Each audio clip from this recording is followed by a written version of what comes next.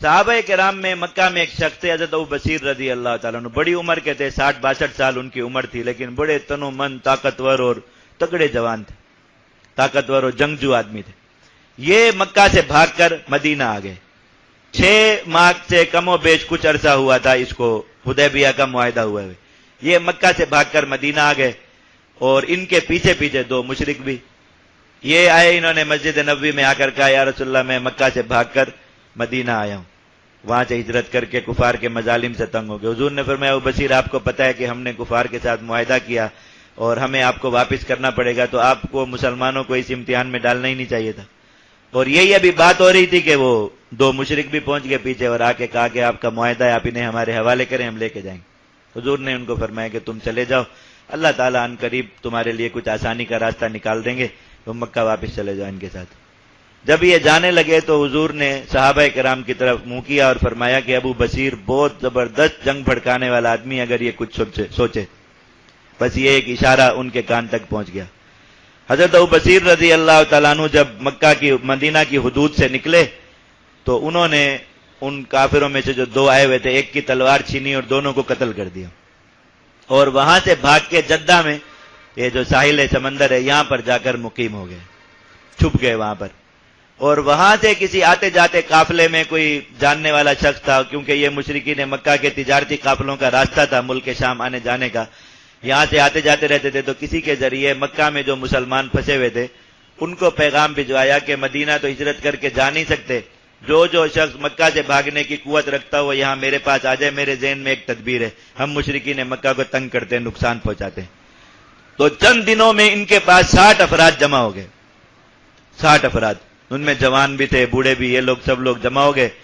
انہوں نے وہاں ساحل سمندر کے راستے سے جو مشرکین کے قافلے ملک شام جاتے تھے انہیں لوٹنا شروع کر دیا، لوگوں کو مارتے، ان کا مال لوٹ لیتے، اپنے لیے ایک چھاونی بنا لی، خیمے قائم کر دیے، بس ایک آبادی بنا لی اپنی، اس میں رہتے اور کیمپ لگا لیا، گھومتے پھرتے رہتے، جہاں سے کوئی قافلہ جاتے نظر آتا مشرکین کا ان کو پکڑ لیتے، ان کا مال لوٹ لیتے، لوگوں کو مارتے۔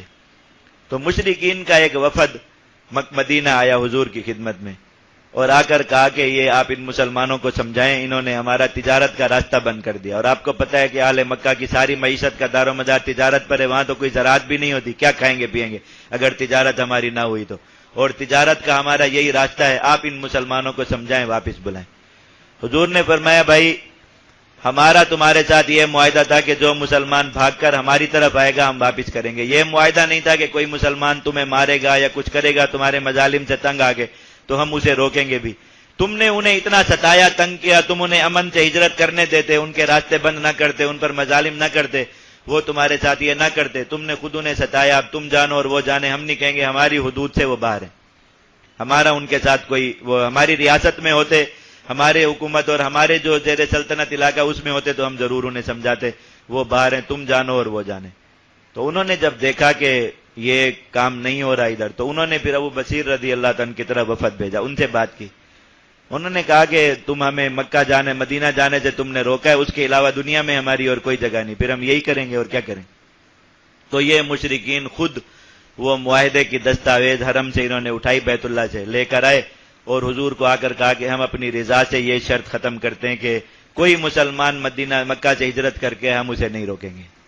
تو حضور نے فرمایا کہ مٹاؤ، انہوں نے وہ مٹا دی۔ تو اب مکہ سے ہر مسلمان جس کو ہجرت کرنی ہو وہ اپنا ساز و سامان اپنے اونٹوں پر لاتا، پورے سامان کے ساتھ کھلے عام ان کی آنکھوں کے سامنے ہجرت کرتے اور مشرکین اسے روک نہیں سکتے تھے۔ انا فتحنا لک فتحا مبینا، اللہ تعالیٰ نے حضرات صحابہ کرام کی جہادی کارروائی کی برکت سے مکہ والوں پر جو ہے وہ ہجرت کا راستہ بھی کھول دیا، اور قانونی طور پہ وہ کھلے عام ہجرت کرنے لگے جو پہلے چھپ کے کرتے تھے۔ یہاں پر ایک سوال کا جواب ہے اس واقعے میں جو آپ سمجھ لیجئے آج کل کے دور کے اعتبار سے بہت ضروری چیز ہے۔ یہ ہمارے جو ایک بہت عام بات چل رہی ہے اور بہت سے علماء اس بات کو لے کر پھر رہے ہیں کہ ریاست کی اجازت کے بغیر جہاد نہیں ہوتا، ریاست کی اجازت کے بغیر جہاد نہیں ہوتا، یہ آج کل بہت ہی عام یہ بات چل رہی، اور یہ بات اٹھانے والے وہ لوگ ہیں جنہوں نے ساری زندگی ریاست کے خلاف کام کیے، اب وہ ریاست کے سامنے اس طرح سجدہ ریز ہو گئے بالکل کہ ان کو کسی دوسرے کا یعنی غلط کام کیے ریاست کے خلاف، اور ہر غلط کام کے ساتھ چلے۔ میرے اس دن انہی میں سے ایک عالم دین بات کرنے آئے تھے، تو میں نے کہا کہ اللہ کا شکر کریں کہ ریاست کو پتہ نہیں آپ ماضی میں کیا کیا کرتے رہے، ورنہ جن ہیلی کاپٹروں پہ آج کل آپ کو دورے کراتے ہیں، آپ کو انہی ہیلی کاپٹروں سے گرا کے مارتے. اور یہ بھی اللہ کا شکر کریں کہ آپ کے اتنے ستانے اور تنگ کرنے کے باوجود مجاہدین بھی آپ کے بارے میں زبان نہیں کھولتے، ورنہ لوگوں کو بتاتے کہ آپ ماضی میں آپ کے ریاست کے ساتھ کیا تعلق رہے. آج کل منہ پہ ہر وقت ریاست کا کلمہ ہے بس.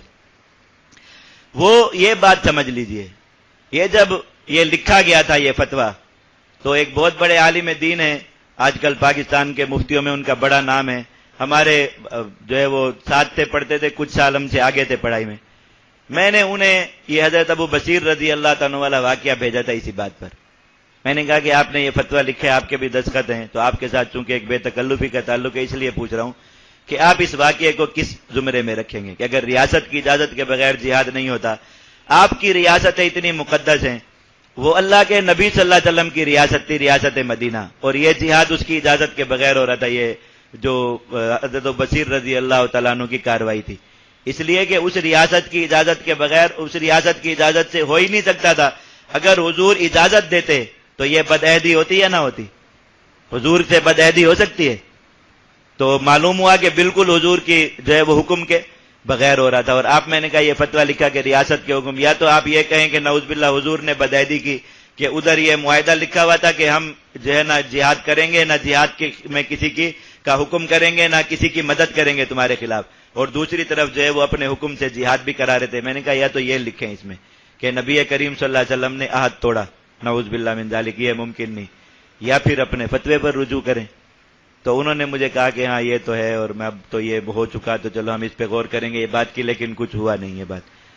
آپ یہ دیکھیے، یہ سب سے بڑا جواب ہے اسلامی تاریخ میں، اور ان میں سے کسی شخص کے پاس بھی، میں بڑے بڑے لوگوں سے اس بات سے پوچھ چکا ہوں، کسی شخص کے پاس بھی اس بات کا جواب نہیں ہے کہ اگر جہاد کے لیے، تو ویسے تو فقہائے کرام میں کو بتاؤں کہ جہاد کی شرائط جہاں لکھی ہوئی ہیں، کسی ایک کتاب میں بھی یہ بات، یہ جو کہا جاتا ہے کہ جہاد کے لیے ریاست کی اجازت یا امیر المومنین کا ہونا ضروری ہے، کسی ایک کتاب میں بھی یہ بات نہیں لکھی ہوئی. اگر کوئی بھی امت کا مفتی، عالم، فقیہ کسی بھی کتاب میں یہ بات تلاش کر کے دکھا دے، اہل سنت کی کتاب میں، یہ شرط شیعوں کے ہاں ہے کہ امام کے بغیر جہاد نہیں ہو سکتا. ان کے ہاں تو امام کے بغیر نماز بھی نہیں ہو سکتی، اس لیے انہوں نے 12واں امام غار کے اندر رکھا ہوا ہے کہ امام موجود ہے تو سارے کام چل رہے ہیں. ان کا مذہب اور عقیدہ یہی ہے کہ امام کا وجود دنیا میں، دین کا وجود امام کے وجود کے ساتھ ہے، کیونکہ ان کے ہاں مقام امامت جو ہے وہ مقام نبوت سے اوپر ہے. تو اب چونکہ امام موجود نہیں، تو انہوں نے غائب امام فرض کیا ہوا ہے، تو اس لیے دین دنیا میں چل رہا ہے. ہمارے اہل سنت کے ہاں کہیں یہ بات نہیں، کسی کتاب میں نہیں لکھا ہوا. جہاد میں لوگ دھوکہ دیتے ہیں، کتابوں میں جو لکھا ہوا ہے کہ جہاد میں امیر کا ہونا ضروری ہے، اس کا مطلب یہ ہے کہ مسلمانوں کا جو لشکر چھوٹا ہو یا بڑا ہو، 3 لوگ بھی ہوں، اگر کافروں کے خلاف کہیں کارروائی کر رہے ہیں تو وہ اپنے میں سے ایک کو امیر ضرور بنائے. یہ فرض ہے مسلمانوں پر. ایسا جو ہے وہ گروہ نہ ہو کہ بس سارے لوگ برابر ہیں اور کہیں ایسے اتفاق کر کے جا کے کہیں چوری یا ڈاکے کی کارروائی کر لیتے، اس طرح کریں گے. ان میں کوئی امیر کوئی بڑا نہیں ہوتا. مجاہدین کا چھوٹا گروہ ہو یا بڑی جماعت ہو، اس کا امیر ہونا چاہیے. یہ مطلب ہے اس کا. امیر المومنین کا ہونا یا صاحب ریاست کا ہونا یہ کہیں نہیں. ہمارے حضرات علماء دیوبند سیدھا ایک وہ موجود ہے، شاملی کا جب جہاد تھا، حضرت مولانا قاسم نانوتوی کے سوانے میں بھی لکھا ہے، تذکرۃ الرشید میں بھی لکھا ہے، پورے انہی الفاظ کے ساتھ میں نے جہاد کا بیانیہ میں وہ پورا مکالمہ نقل کیا. حضرت حاجی امداد اللہ صاحب رحمۃ اللہ علیہ کے ساتھی تھے حضرت شیخ محمد تھانوی رحمۃ اللہ علیہ. انہوں نے بیٹھ کر یہی اعتراض رکھا کہ آپ لوگ جہاد کی بات کر رہے ہیں کہ ہمیں انگریز کے خلاف جہاد کرنا ہے، جہاد کے لیے امیر کا ہونا ضروری ہے، اور یہاں ریاست اور امارت موجود نہیں. حضرت مولانا رشید احمد گنگوئی رحمۃ اللہ علیہ نے، جو ہمارے علماء دیوبند میں سب سے بڑے فقیہ ہیں، انہوں نے کہا کہ امیر بنانا تو اپنے ہاتھ کی بات ہے، اور ہمارے اندر حضرت حاجی صاحب بیٹھے ہیں، سب کے پیر ہیں، تو یہی ہمارے جہاد کے امیر ہیں. حاجی صاحب کے ہاتھ پر بیعت ہو گئی بس. تو امارت کا مسئلہ وہیں 2 منٹ میں کیا ہو گیا، حل ہو گیا. امارت کا مسئلہ جہاد میں اسی قدر ہے کہ جب آپ کو جہاد کرنا ہے، جماعت بنے گی، تو اس جماعت میں ایک شخص جو علم میں اور جہادی صلاحیت میں ممتاز ہو، اس کو اپنا امیر بنا لیا جائے. حضرت ابو بصیر رضی اللہ تعالیٰ عنہ کا واقعہ ایسے ہر شخص کے سر پر حجت ہے. جب ریاست ایک معاہدہ لکھ چکی اور سربراہ ریاست کے اس پہ مہر لگ چکی کہ ہم نہ آپ کے خلاف لڑیں گے، نہ لڑائی کا حکم کریں گے، نہ لڑائی میں کسی کی مدد کریں گے، تو ریاست اپنے اس عہد سے باہر جا سکتی ہے، اور وہ بھی مدینہ کی ریاست. کوئی تصور کر سکتا ہے؟ نہیں. اس کے باوجود صحابہ کرام لڑ رہے ہیں. اللہ کے نبی صلی اللہ علیہ وسلم نے ان سب کو مبارکباد کا پیغام بھجوایا، ان کے اس عمل کی تحسین فرمائی. مشرکین رکوانے آئے، حضور نے روکنے سے بھی کیا کر دیا؟ اگر وہ غیر شرعی عمل ہوتا حضور منع فرما دے، قاصد بھیج دیتے کہ بھائی تم غیر شرعی کام کرو یا نہ کرو، لیکن حضور نے مشرکین کو واپس کیا کہ ہم نہیں روک سکتے انہیں، ہماری حدود سے باہر ہے یہ معاملہ۔ یہ ہر اس شخص کے سر پہ حجت ہے، یاد رکھے، جو بصیر کا واقعہ، اور کسی سے بھی پوچھ کے دیکھ لیں، کسی شخص کے پاس بھی اس کا جواب نہیں، آخر میں یہ کہہ دیتے کہ جی یہ استثناء ہے۔ استثناء کیا ہوتا ہے؟ اللہ کے نبی صلی اللہ علیہ وسلم کے زمانے میں جو واقعہ پیش آ گیا، حضور کی اس پہ مہر تصدیق لگ گئی، وہ قیامت تک کے لیے حجت ہے، اس سے ایک مسئلہ شرعی ثابت ہو جاتا ہے۔ اللہ کے نبی صلی اللہ علیہ وسلم کے زمانے میں غیر ریاستی جہاد ہوا ہے، تو آپ کی اور کون سی اتنی مقدس ریاست آ گئی جس کے بارے میں آپ یہ کہیں کہ اس کی؟ ہمارے پاس حضرت ابو بصیر رضی اللہ تعالیٰ عنہ کا واقعہ ایک زندہ حجت کے طور پر موجود ہے کہ جب اسلامی ریاست کفر کے ساتھ اس معاہدے پر تھی کہ وہ نہ جہاد کرے گی، نہ جہاد کرنے کی اجازت دے دی، جہاد ہو رہا تھا، اور اللہ کے نبی صلی اللہ علیہ وسلم نے اس جہاد کو باوجود کفار کی آ کے مطالبہ کرنے کے اور درخواست کرنے کے اس کو نہیں رکوایا تھا۔ اس سے بڑی کسی دلیل کی ضرورت ہے؟ اللہ تعالیٰ نے اس کے ذریعے مسلمانوں کی ہجرت کا راستہ کھول دیا۔